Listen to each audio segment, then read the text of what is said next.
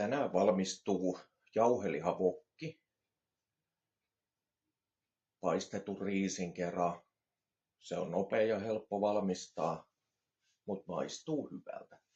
Eli ensin astiasto, jota tarvitaan jonkunnäköinen wokkipannu. Mulla se on tämmöinen palurautainen. Kattila riisin keittoa varten. Raaka-aineet.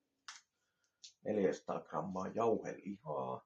Maun mukaan mitä haluaa. Mulla on tää kevyt jauheliha Atrialta. Sitten wok-vihanneksia. Noin puolisen kiloa. Tää on Apetitin toi kotimainen wok-vihannekset. Tää turkoosiversio. Tää on aika perus. Tää voisit vaihtaa siihen, mikä omasta mielestä maistuu parhaiten. Ruokaöljyä paistamiseen. Vähän soijakastiketta. Karja, valkuaisseosta siis, ja juustokuminaa.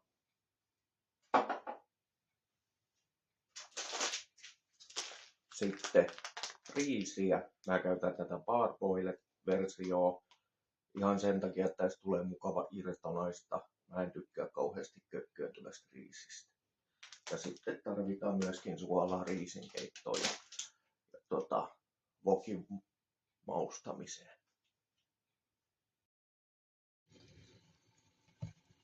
Laitan 4 hengen wokkiin, niin laitan 3 desiriisiä kiehumaan. Noin. Sitten tää täytyy tietysti sekoittaa hyvin heti perään, ettei se jää paakkuiseksi tonne.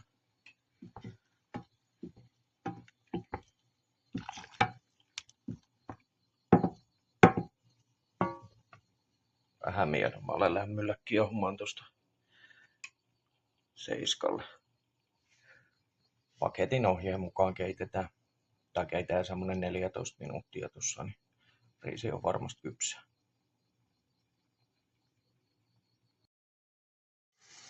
Nyt on toi jauheliha saatu tuossa wokissa sitten ruskistettua. Niin nyt on aika lisätä nämä wok-vihannekset tuonne joukkoon. Lisätään koko pussi kerralla. Noin. Ja sitten kypsennetään näitä pikkuhetki sillä, että saadaan ne sulamaan. Näitähän ei ole tarkoitus saada sillä niin kuin mitenkään lössöksi. Wokissahan se olisi kiva, jos ne jäisi sillä vähän niin kuin rapsakoiksi. Mutta semmonen 5 minuuttia pyöritellään näitä tässä ennen seuraavaa vaihetta.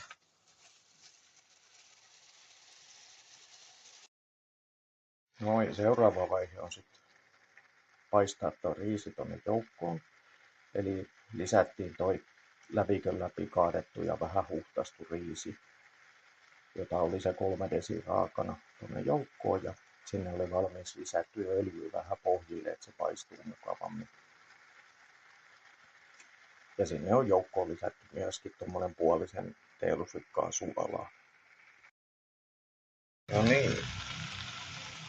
No niin, nyt tää wokki onkin sit muuten valmis, mutta se täytyy vielä lopuksi maustaa. Eli laitetaan sinne jonkun verran soijakastiketta. Saadaan vähän umamin makua ja vähän lisää suolaisuutta.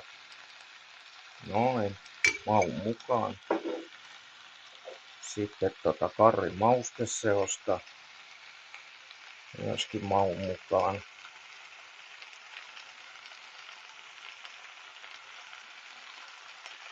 Noin, ja lopuksi vielä vähän sen juustokuminaa.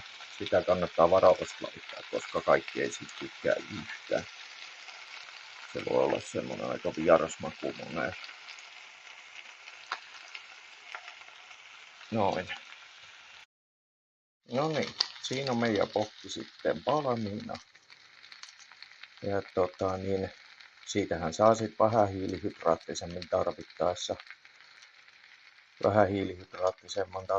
Sillä että vähentää riisin määrää ja lisää noita kasviksia sitten.